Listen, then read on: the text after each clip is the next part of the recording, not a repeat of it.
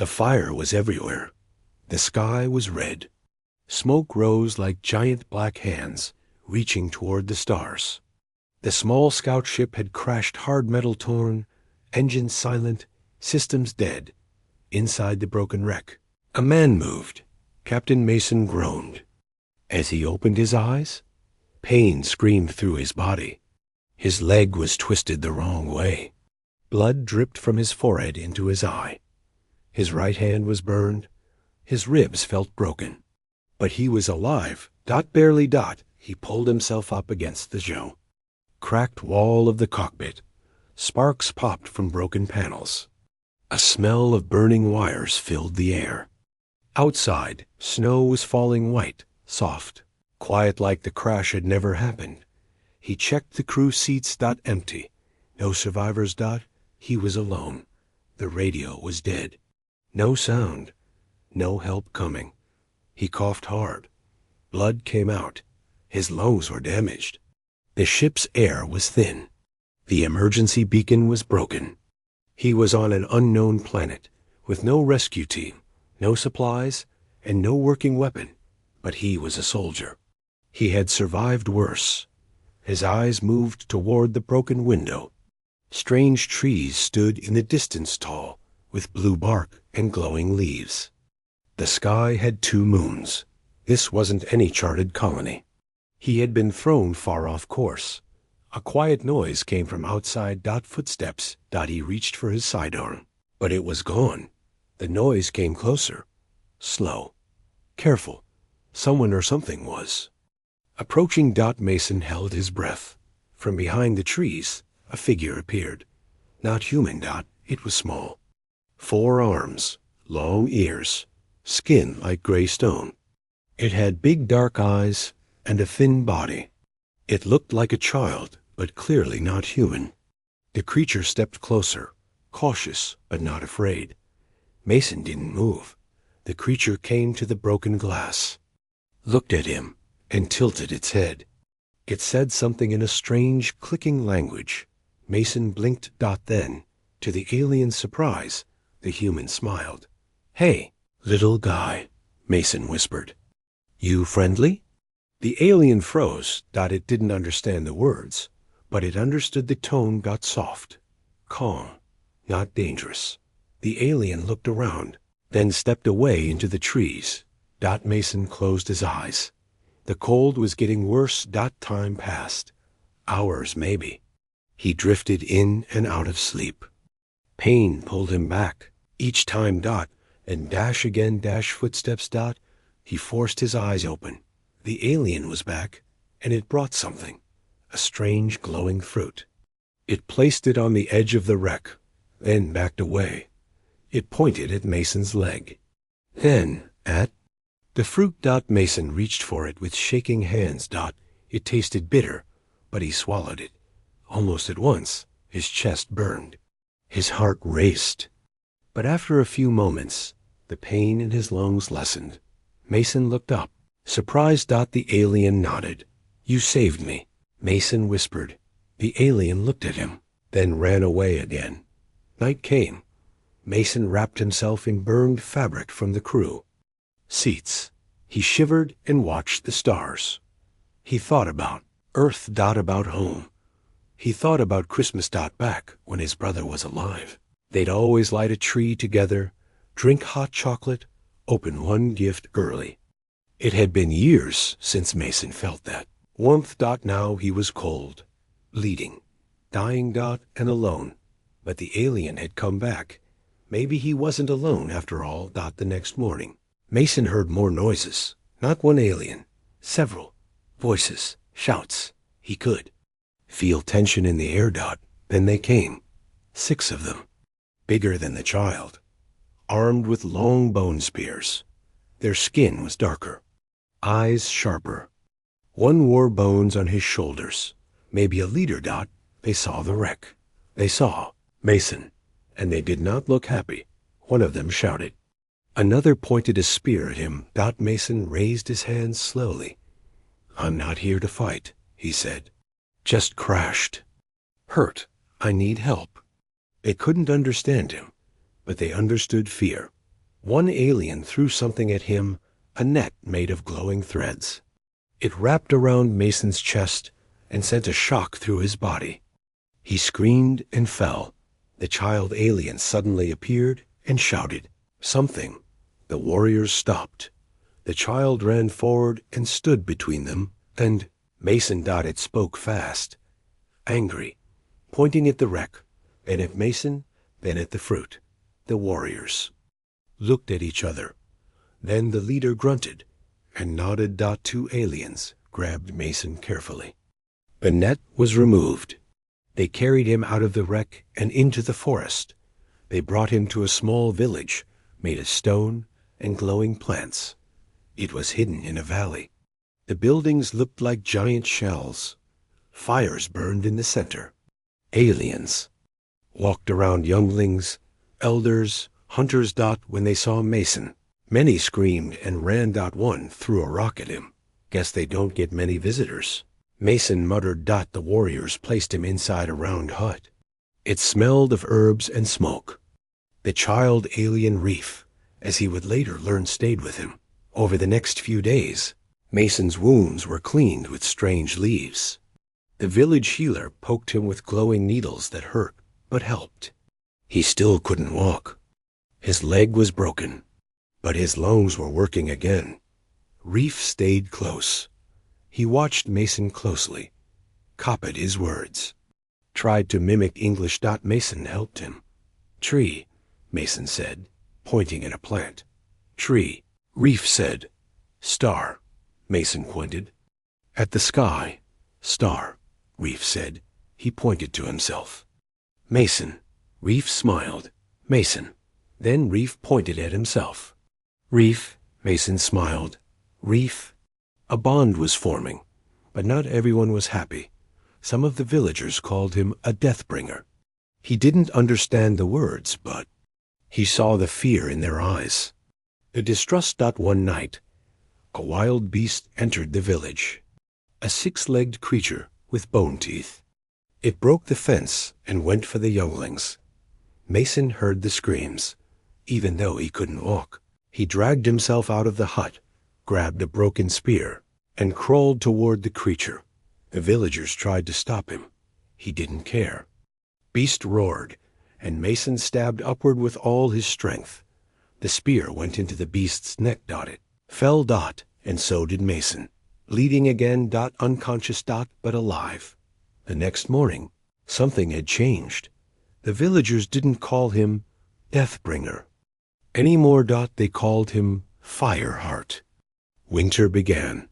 The snow grew heavy. Reef brought him food every day. Warm drinks made from roots, soft meats, strange glowing berries. Mason began to walk again slowly, with a stick. He and Reef would sit near the fire and talk in broken English. One night, Mason looked at the sky and smiled. Soon, he said, it will be Christmas. Reef tilted his head. Christ, Maz? Mason nodded. It's a human day. We remember people we love. We light a tree. We sing. We give gifts. Reef blinked. Tree light. Yes, Mason said softly. It's a happy day. A day for peace. Reef looked around. No tree here, Mason laughed. Then we'll make one. Reef smiled wide. They found a broken piece of bone, some glowing leaves, a few crystals. Together, they built a strange alien tree near Mason's hut. It didn't look like an earth tree, but it shined in the night. Villagers gathered. Confused, Reef stood next to Mason and told them the story in their language. Day of light. A day of love. The villagers didn't fully understand, but they watched. Then one elder walked forward and placed a glowing stone on the tree. Then another. Then a child. And soon, the whole village had gathered around the strange Christmas tree. Mason sat, smiling. He had kept his promise. One last Christmas, even on a strange planet, even while dying. But in the shadows of the trees, something else watched. And it did not smile. It did not believe in peace, but it only believed in death, and it had seen the light. The cold was getting worse. Captain Mason sat near the glowing tree he and Reef had made. His hands were shaking. The pain in his leg never fully stopped, and sometimes his chest still burned. But he was alive. He looked at the glowing lights. Again, even here on an alien world, Christmas had come.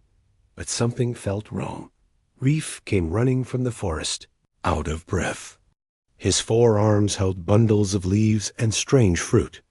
"Eat," he said, offering Mason food. "Thanks, buddy," Mason said, smiling weakly. Reef sat beside him. "More people come soon?" "From other villages. Chiefs say not all like human." Mason frowned. "Not like me?" Reef nodded. "They say. You are Deathbringer." Mason sighed. "I didn't bring death. I crashed here." Reef looked down. "They don't care. They see lights. They hear stories. And they get scared." Mason looked at the tree. "What do they want to do?" Reef hesitated. "Some want to make you leave. Some want to stop your Christmas before it spreads." The next day, the visitors arrived. 3 groups. All from far away. Tall aliens with sharp armor made of bones and black stone. One leader wore a red feather crown. Another had metal nails in his arms. The third walked with a long cane, his eyes glowing gold. They came into the village without. Smiling, the locals bowed their heads. Mason stood slowly using his stick. The red-feathered one stepped forward. He pointed at Mason. "That is it? The death thing?" Mason didn't understand the words, but he knew the tone. The gold-eyed elder stepped closer to the Christmas tree. "This light, ... this human thing? It is dangerous," he said in their language. "It spreads like fire. First one village, then more." Reef tried to speak. "He is not danger. He helped us. He killed the beast. He brought hope." The elder shook his head. "You are young. You don't see. Humans always bring war, even when they smile." Later, around the fire, a meeting was held. Mason sat beside Reef while the visitors argued with the village leaders. Words flew like arrows, loud, angry. Mason looked around. "They hate me, don't they?" Reef nodded slowly. "They say humans lie. That long ago, other humans hurt their kind, earned forests, took planets, then disappeared." Mason felt a cold shiver. "We did terrible things in the past, but not me. I came on a peace mission." Reef put a hand on his shoulder. "They don't care who you are. They only see the monster from stories." That night, Mason walked near the glowing tree.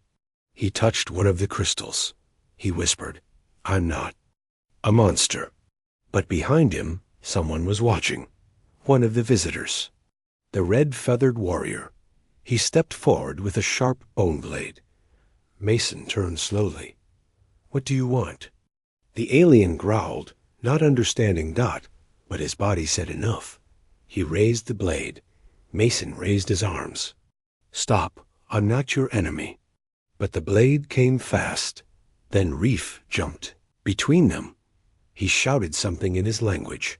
The blade stopped, inches from his face. Other villagers ran to the scene. One of them grabbed the warrior's arm.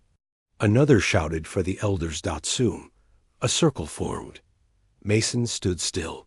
The red-feathered warrior pointed again. "He is danger. I will not wait for him to bring war." But the village elder, the old woman, who once feared Mason, now stepped forward. She pointed to the tree. "This ... is not war. This is light. My people are not afraid anymore. We see colors. We hear laughter. The young sleep without fear." "How is that danger?" The gold-eyed elder narrowed his eyes. "The light is soft, but soft fires still burn." The visitors stayed the night, but the village did not sleep. There was fear. There were whispers. Some agreed with Mason. Others wanted him gone. Even Reef looked worried. I don't know what to do, Mason told him. I didn't come here to cause this. Reef looked into his eyes. Do you want to leave? Mason didn't answer. In the morning, something happened that changed everything. A hunter returned from the mountain wounded, scared.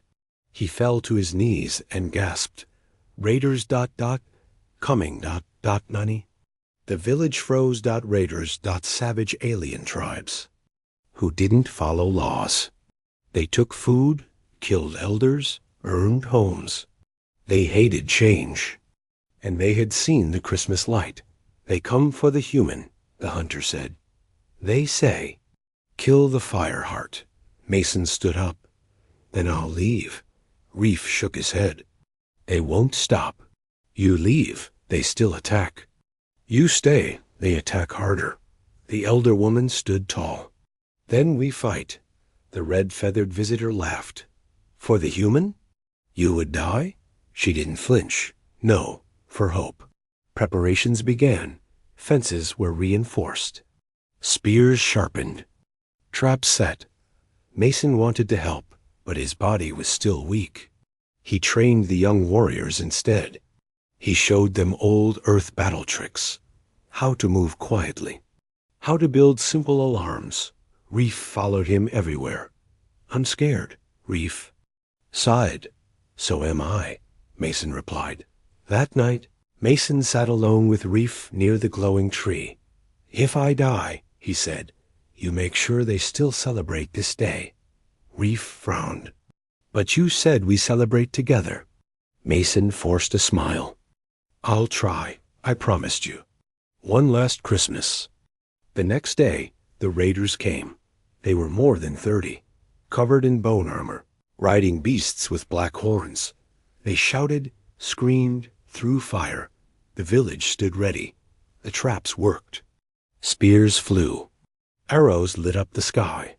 But still, the raiders pushed forward. Mason stood on the wall, holding a burning stick. He shouted, light the tree, now. Reef ran and lit the Christmas tree. The crystals exploded with light. The whole valley glowed. The raiders paused confused. Afraid. Mason saw the moment. He limped forward with his stick, shouting, You want to kill hope? Come take it. The raiders charged. He stood his ground. Reef stood beside him, and the villagers followed. What happened next was fire, screams, smoke, light, and shadows. But in the end, they won. The raiders fled. The village burned in places, but not all. Many were hurt. A few had died, but Mason lived. Barely. He lay on the ground, coughing blood. Reef ran to him. Mason, you promised. Mason smiled weakly. Still. Alive. Aren't I? Reef cried. You can't die now. I won't, Mason whispered. Not yet. Far above the sky, something blinked. A long-lost human satellite had picked up the Christmas light. A signal. A trace. And far away, on the edge of human space, someone sighed. Sir, a young officer said. We've found him. Captain Mason could barely breathe. The battle was over, but the pain inside him was not. He lay in the cold snow, blood soaking his shirt. His leg had reopened. His ribs ached with every breath. The heat from the burning fires lit the sky, but it could not warm him. Around him, the villagers cleaned up the damage. They carried the wounded. They put out flames with glowing sand. Children cried. Warriors stood silent. Reef knelt beside Mason, tears falling down his gray cheeks. You said you'd stay alive, he whispered. I'm trying, Mason said. Voice weak, Reef pressed leaves on Mason's wounds. Don't die, Mason, not now. Mason looked at the alien child and gave a small smile. I promised you a Christmas. We did it, together. No, Reef said. Not yet, not finished. That night, They carried Mason back into the healer's hut. The old woman looked tired, but her hands moved fast. She used her best herbs. Strange lights flowed from her fingers into Mason's chest. But her face was worried. Outside, the Christmas tree still glowed, though some lights were broken. The crystals flickered in the smoke-filled wind. Mason's vision blurred. He saw his brother's face in the ceiling. He saw earth, snow, laughter, and then darkness. 3 days passed. Mason didn't wake. Reef stayed beside him, never leaving. He spoke to him every day. "Wake up, Mason. I brought food. Wake up. We're building a new fence. Wake up. We need to fix the tree." No answer. The villagers began to speak quietly. Some said, "He won't wake."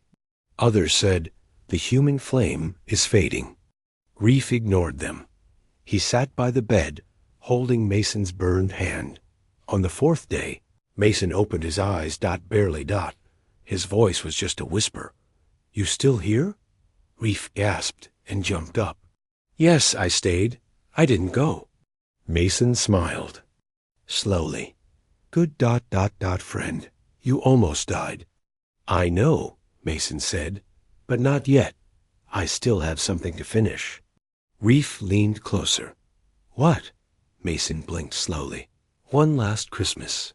One real one, with gifts, and music, and a star." Reef's eyes lit up. "We can do it. I'll make the tree stronger. I'll find things for music." Mason coughed. "And a gift. I need to give you one. You already gave me everything." "No," Mason whispered. "Not yet." Over the next few days, Mason began to move again. Slow, weak, but alive. The villagers greeted him with nods. Not fear. Some even smiled. The old elder placed a crystal in his hand. "You have burned, bled, and saved our home. You are not a monster. You are Fireheart." Mason looked at the small, glowing crystal. "Thank you, but I'm still just a man." She nodded. "Maybe, but a man with great heat inside." That evening, Reef ran to Mason with excitement. "Come, I show you something." Mason limped after him, stick in hand. They climbed a small hill above the village, and there Reef had rebuilt the tree. It was taller now, covered in colored lights, bones, feathers, even tiny star-shaped rocks. At the top, a crystal glowed bright yellow. "What do you think?" Reef asked, eyes wide. Mason stared at the tree. His throat tightened. "It's perfect," he said. Reef held up a small device made from broken parts of the ship and alien tech. "I made this too. It plays sound. I think ... music?" He pressed it. A strange choppy sound came out. It was broken and rough, but somehow it sounded like a Christmas song. Mason laughed softly. "You did it," he said. "You actually did it." That night, the villagers gathered again. There were no enemies, no raiders. Only warmth. The new tree glowed bright in the dark.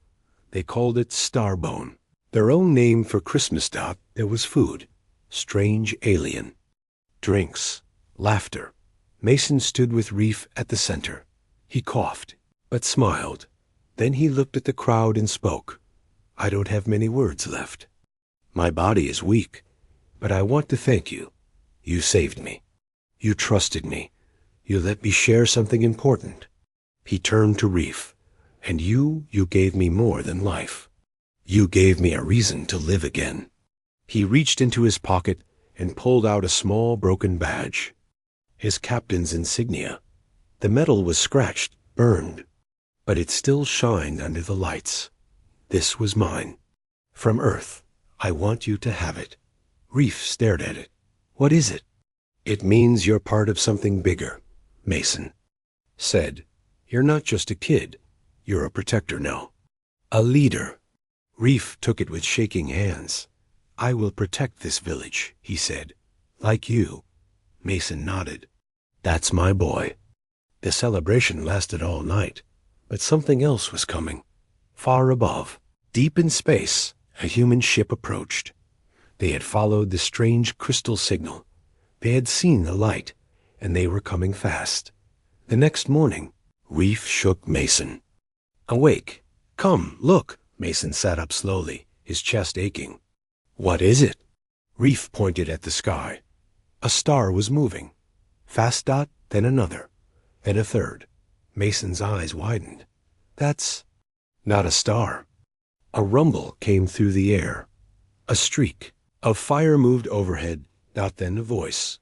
Metallic, broken, faint. Captain Mason. Do you read? Human rescue vessel, landing now. Reef's eyes went wide. Your people? Mason nodded. They found me. The villagers watched as a human dropship landed near the forest. Dust blew through the air. Lights blinked. The metal beast hissed as the door opened. Armed soldiers stepped out. They looked around shocked at the alien village, the glowing tree, the small gray beings. Then one soldier removed his helmet. Captain Mason? Mason limped forward, smiling. Took you long enough, the soldier saluted. We thought you were dead, sir. I was close, Mason said. But someone saved me. He looked at Re-EPH. The soldier frowned. We need to debrief. We also detected strange energy from that tree. Possibly dangerous. It's not dangerous, Mason sighed. It's hope. Back on the ship, Mason lay in a clean white bed. Machines beeped softly, but he looked sad. One of the medics came over. You're safe now, Captain. You'll live. Mason shook his head. I made a promise. Promise? To be there for one last Christmas. With him. He stared out. The window, where the glowing tree of the village could still be seen faint, far away. The stars blinked like lights, and blood still dried in the snow below. The stars were moving again. Captain Mason sat by the window of the human ship, watching the sky. His wounds were healing now. The machines kept him alive. He had clean clothes, food, and safety. But his eyes were not at peace.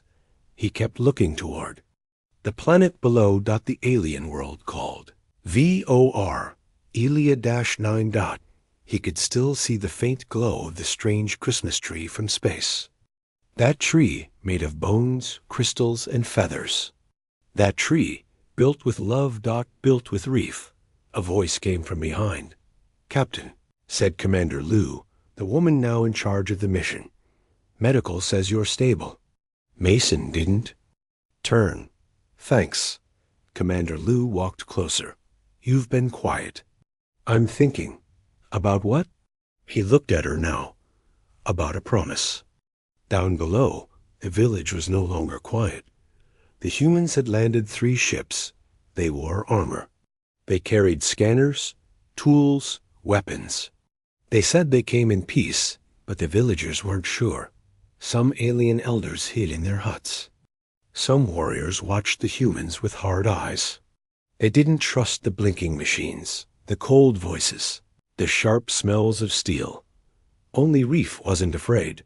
He ran to every human, asking questions, smiling, learning, but even he began to notice the way they looked at the tree. One scientist walked around it with a scanner. These energy readings are strange. Another whispered, these creatures built this out of dead organic parts? It's sacred to them, Mason had told them earlier. That's their Christmas tree. But they didn't understand. To them, it was just strange tech, an unknown signal source. Possibly dangerous. They don't know what Christmas means, Mason said quietly to himself. That night, Reef visited the human camp. He found Mason sitting on a bench, legs wrapped in healing mesh. Mason! Reef ran to him and hugged him. With all 4 arms. Mason winced, then smiled. Easy, easy. I still got broken ribs. Reef stepped back, grinning. You came back. I never wanted to leave, Mason said. Reef looked around. Your people are ... strange. They look at us like we are ... puzzles. Mason nodded. They don't know you like I do. They asked me questions. About the tree. About the crystals. What did you tell them? Reef smiled. I told them it's not a weapon. It's a heart. Mason blinked. A heart? Yes, Reef said. A heart that beats once a year. With light, with love. But not all humans felt that way. The next morning, Mason woke to loud voices. He limped outside. The soldiers were standing around the Christmas tree. One of the science officers was removing a large crystal from its center. The light dimmed. Villagers shouted. Some cried. A youngling screamed and ran away. Reef ran forward. Stop! That crystal is sacred. The officer looked annoyed. It's emitting strange pulses. We need to study it. It could be a communication device. It's not, Reef said. It's part of the story. The officer ignored him. Mason stepped forward, face tight. Put it back. The officer looked at him. Captain, this is for research. I don't care. Put it back. The officer hesitated. You're injured. You're not in command. I was in command when I saved this village, Mason growled. And I'll be in command if you start a war over a Christmas light. The officer scowled, but returned the crystal. Reef smiled. The tree glowed again. Later, Commander Liu spoke. To Mason, you can't challenge my officers like that. I can when they're making mistakes. They don't understand what this is. Exactly, Mason said. They don't know what Christmas means. Then explain it. Mason sighed. It's not something you explain. You feel it. You live it. So he tried. That night, Mason gathered everyone, humans and aliens, around the glowing tree. He stood with his stick, breathing hard, then spoke. A long time ago, on Earth, we made a day. A day where enemies became friends. Where poor people shared what little they had. Where children smiled even when the world was cold. He looked around. Christmas isn't just lights. It's not just gifts. It's a moment of peace, even if the world is burning. Reef stepped up beside him. It's a story you carry in your chest. Some humans still looked confused, but some understood. One soldier placed a glowing light on the tree. A scientist stepped back and whispered, maybe it's not dangerous after all. The next day, a message came from Earth. Orders that the humans were to evacuate Mason. He was too weak to stay on planet. Come with me, Mason told Reef, but Reef shook his head. My place is here, with my people. Mason knelt down, groaning from pain. I'll come back, Reef smiled. You better. Before leaving, Mason gave him one last thing. A small metal box. Inside, it was a recording. His voice. Reading stories about snow, lights, songs. About Christmas. About Earth. Whenever you feel alone, the message said, press play. Reef hugged him tightly.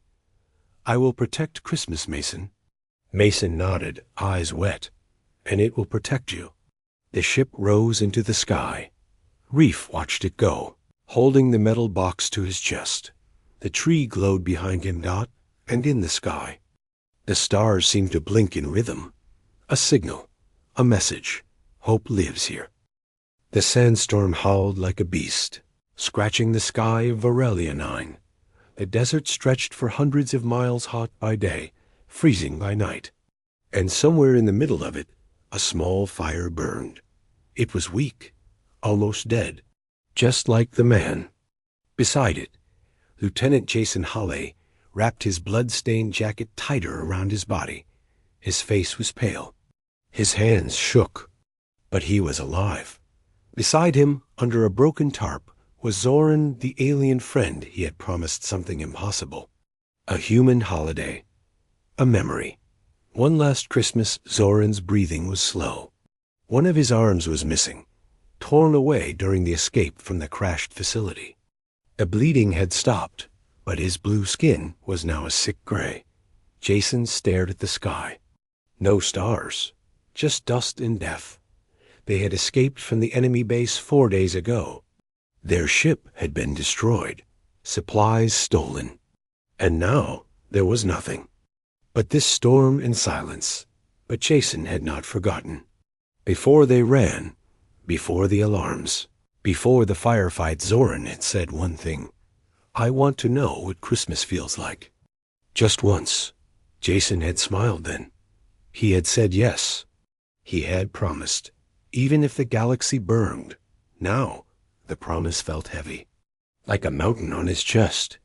Because how do you give Christmas in a place like this? He reached into his small survival pack.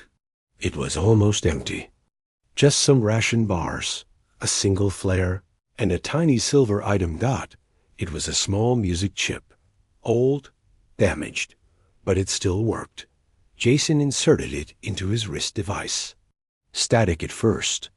Then, through the storm's roar, came the soft sound of bells. Of a song from a dead earth. One that spoke of warmth, snow, lights, and home. Zoran opened one eye. Weak, confused, but he listened. Jason whispered, "That's Christmas music. From where I come from." Zoran's lips moved. Dot, dot, beautiful. Jason smiled. "We light up homes, give gifts, eat too much, laugh, sit with family. Family, dot, dot." Zoran's voice was a breath. Jason nodded. "You are mine." The storm screamed louder. Sand cut across Jason's face, but he stayed near Zoran, shielding him. Suddenly, movement. Not far, maybe half a mile, 3 large shapes moved in the haze. Tall, thin, walking wrong. Jason's hand reached for his gun. It had only 2 shots. Left. The creatures were not human, not friendly. They had followed the blood trail. They wanted death. Jason stood up, weak, swaying, but ready. He pulled the flare from his pocket. It was red, bright. He lit it and threw it high. The flare exploded, casting the desert in red light. Shadows danced across the storm. The 3 creatures turned their heads. Their eyes glowed. Jason raised his gun. Bang. One dropped. Bang. The second. Stumbled back. Click. Empty. The third kept coming. Jason didn't run. He stepped forward, shielding Zoran, ready to die if he had to. But then dash light. Bright. White. A noise like thunder. From the sky. A small dropship cut through the storm. It was old, damaged, but human. It landed hard. A hatch opened. Soldiers poured out, firing. The third creature fell with a scream. Jason collapsed to his knees. Voices shouted. Hands grabbed him. "Lieutenant Hawley? Get medkits. Someone's still breathing here." Zoran was lifted onto a stretcher. His eye met Jason's. He smiled, just a little. "You kept your promise." Jason nodded. "I said I would." The medic touched his arm. "You're lucky, sir. We picked up a distress flare. Would have missed you if it was 5 minutes later." Jason laughed, a tired, broken laugh. "I had to deliver a gift." That night, inside the warm ship, Zoran sat beside a glowing screen. On it, snowflakes fell over a small village.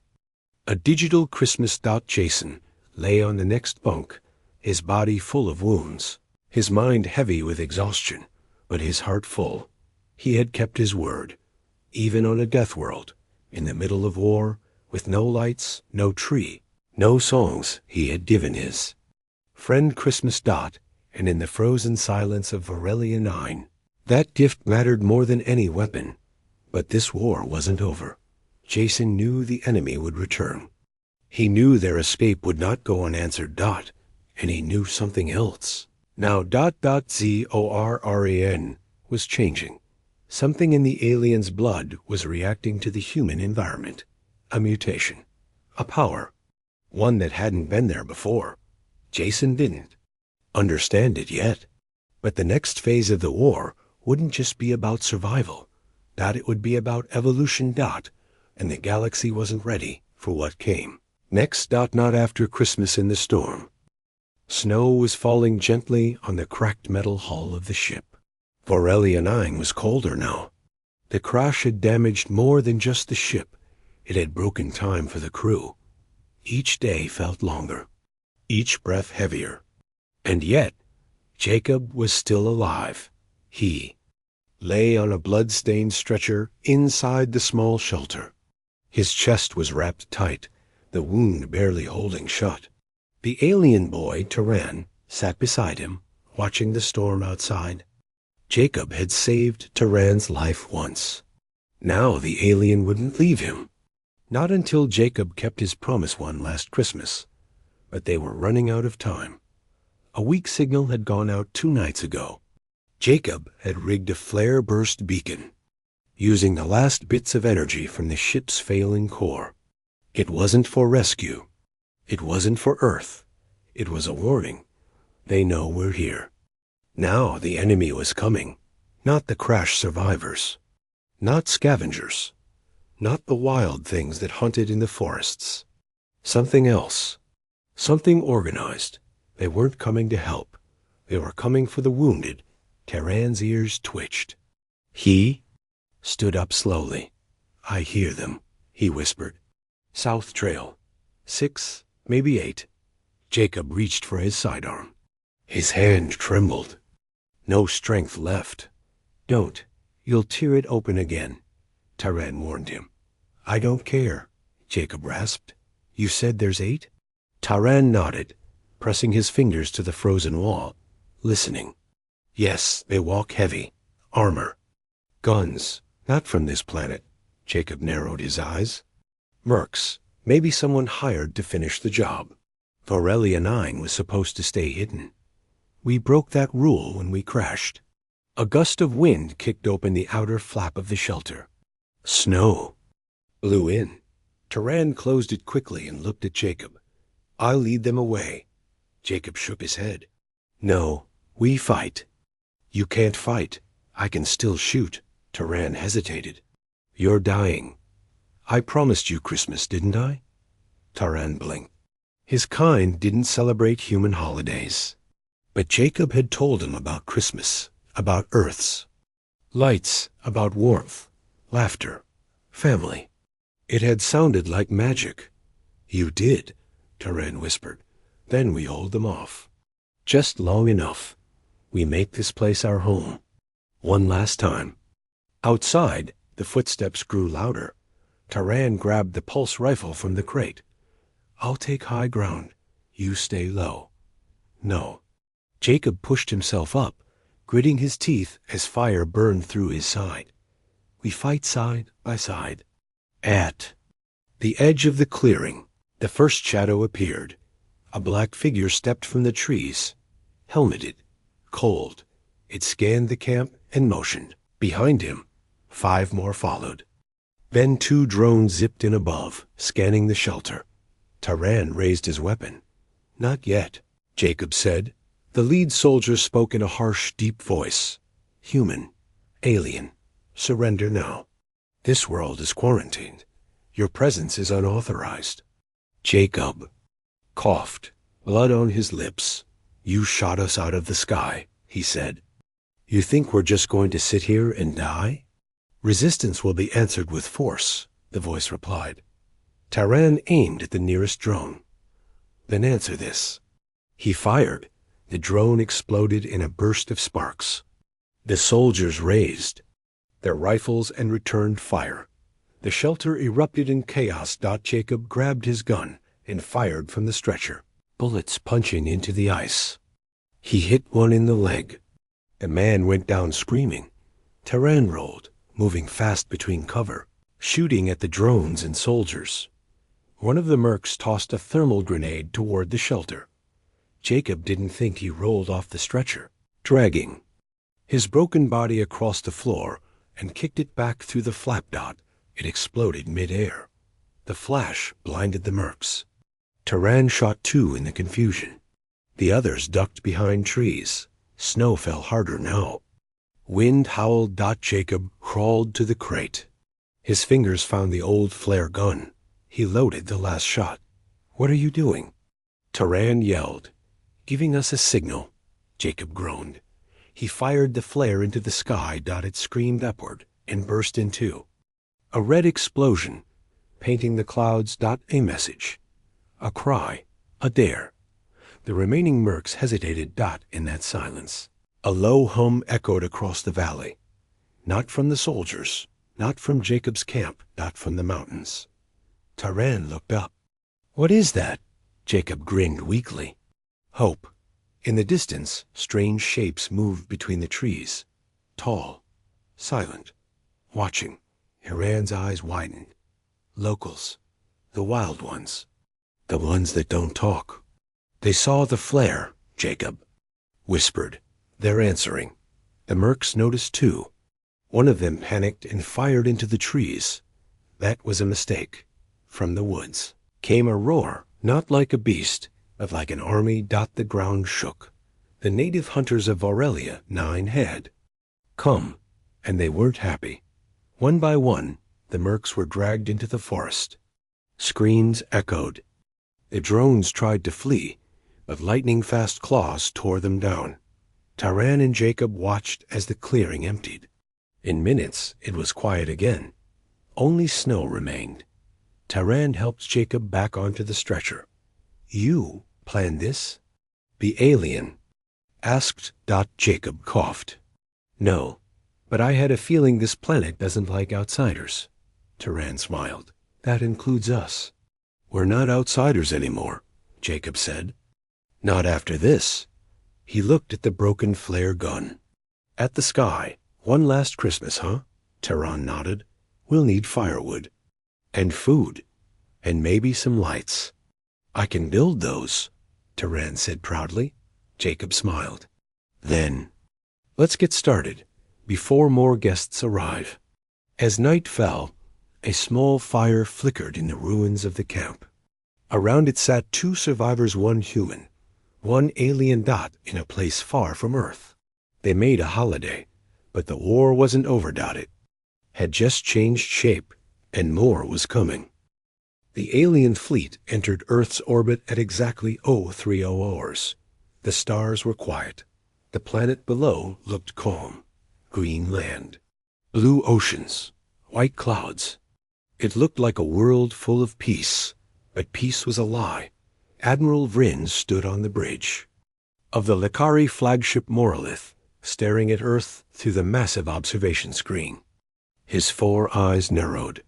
His spiked tail flicked with unease. "This planet, why is it so silent?" he asked. No answer came from his crew. They were just as tense as he was. Scans showed no defense grid, no weapons, no fighter patrols. Earth was defenseless, or so it seemed. Admiral Vryn spoke again. "Begin landing protocols. Take Sector 7 first, then move to Sector 3. But before the order could be completed, something happened. The stars blinked. Just for a second. Then again. "Admiral," whispered the Lakari sensor officer, his voice shaking. I think the stars are moving." Everyone froze. And then the sky exploded. Thousands of lights appeared all at once. Ships. Human ships. Silent, black, hidden behind Earth's shadow. They had been waiting. Stealth carriers. Orbital kill satellites. Frigates. Fighters. Giant canyon platforms disguised as space debris. Earth had not been sleeping. Had been watching. And now it was fighting back. "Raise shields." Admiral Vryn screamed. But it was already too late. A beam of pure plasma cut across the bow of the Morolith, slicing 3 decks open. Hull alarms screamed. Fires erupted. Explosions ripped through the command bridge. And on every screen, 1 signal was repeated. "Warning. This is human space. Turn back or be destroyed." The humans had hidden everything. Every ship, every gun, every trap. While the galaxy mocked them, Earth had been digging in, building a minefield of fire around its home. The Lakari fleet was falling apart. One after another, their cruisers were targeted. Ion blasts, smart missiles, drone swarms. Inside the chaos, Vryn tried to retreat. He ordered all remaining ships to flee back into deep space. But a massive shape blocked their path. It was not a battleship. It was a fortress, a station the size of a moon, covered in armor, lined with weapon ports, powered by 3 dark matter cores. Its name burned across every Lakari screen. The O8 KGK Parit was Earth's final guardian. A war platform created in silence, while Earth played weak. Now it was awake. And it did not speak. It only destroyed. Far below, on the ground, an old man stood on a snowy hill. His name was Colonel Mace Walker. Retired, broken, alone. Beside him stood a small alien child. Pale skin, large black eyes, holding the colonel's hand. The child asked, "Why don't they just leave?" Colonel Walker stared up at the battle above. "They forgot what we are," he said. "They forgot that humans never lose their home." Twice. The child looked confused. Twice? Colonel Walker knelt and whispered, "Long ago we lost our first home. But not this one. Never this one." Above them, the sky turned red. The Oathkeeper fired once more. A Lakari command dreadnought vanished in a wave of white fire. All across Earth's orbit, the trap closed tighter. The human fleet wasn't made of just ships. They had orbital mines, AI drones, cloaked railguns, energy nets, and more. It wasn't war. Was a slaughter. Some Lakari ships begged to surrender. The answer came cold and clear. You entered human orbit. You threatened Earth. You broke. The last treaty. There will be no mercy. And their WASN single quotes T. The Oathkeeper began sending drones into the wreckage. Not to rescue, but to collect pieces. To study every fallen enemy. They were learning. They were preparing for the next wave, even before this one ended, because humans knew. The galaxy wasn't done. This was just the beginning. Deep in the control chamber of the Oathkeeper, a voice spoke. It belonged to a woman, calm, measured. Her face was hidden behind a silver visor. Her rank said High Commander. "Activate Protocol Iron Sky," she said. A technician hesitated. "Are you sure, Commander? That would..." She cut him off. "Do it." A red key turned. A new system came online. Far above Earth, hidden satellites woke up ones that had been sleeping for decades. They had one purpose: orbital strikes. Back. On the surface, Colonel Walker felt the air shift. He looked at the alien child and said, "You asked for one last Christmas, didn't you?" The child nodded, quotes, "and watched the stars," he whispered. "You'll see a gift only humans can give." The sky turned white.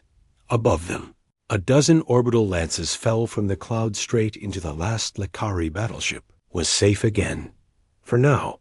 But the war was not over, because deep in the stars, more fleets were gathering.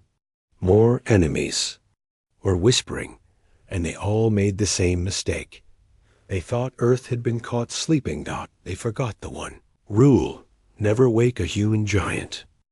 The fire was almost out. Small red embers glowed in the darkness, giving off a weak warmth that barely touched the cold air.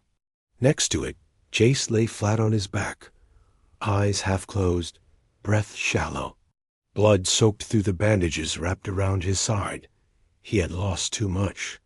Too fast. And now, there was almost nothing left. Across from him sat Koro, his tall alien friend, with skin like old bronze and eyes like pale moons. Koro had once been a soldier of the Rasuan Empire. Now he was a traitor to it. A traitor who had chosen a human Jace as his closest friend. Above them, stars stretched across the black sky, like silver dust scattered across velvet. Somewhere out there, the Rasuan ships were still searching. And somewhere beyond that, Earth awaited a message that would never come. Jace smiled weakly and spoke. "You remember the promise?" Koro nodded. "Christmas," he said slowly, the human word heavy on his alien tongue. "That's right," Jace whispered. "One last Christmas." 10 days earlier, the war had ended, or so the galaxy thought. The humans had been pushed to their last colony. Varelia 9, a cold and distant planet, hidden far from the main trade routes. When the Rasuan fleet arrived, they expected to wipe out the last of Earth's survivors in one swift strike. But what they didn't expect was Jace. Jace had no command, no rank, just a name, a small stolen ship, and a mission no one approved. He wasn't here to win. He was here to buy time for the evacuation of the last transport off-world. Everyone told him he was crazy, but he didn't care. Inside that ship, hidden under an old cargo bay, was a wrapped gift. Just one. A red box with a silver ribbon.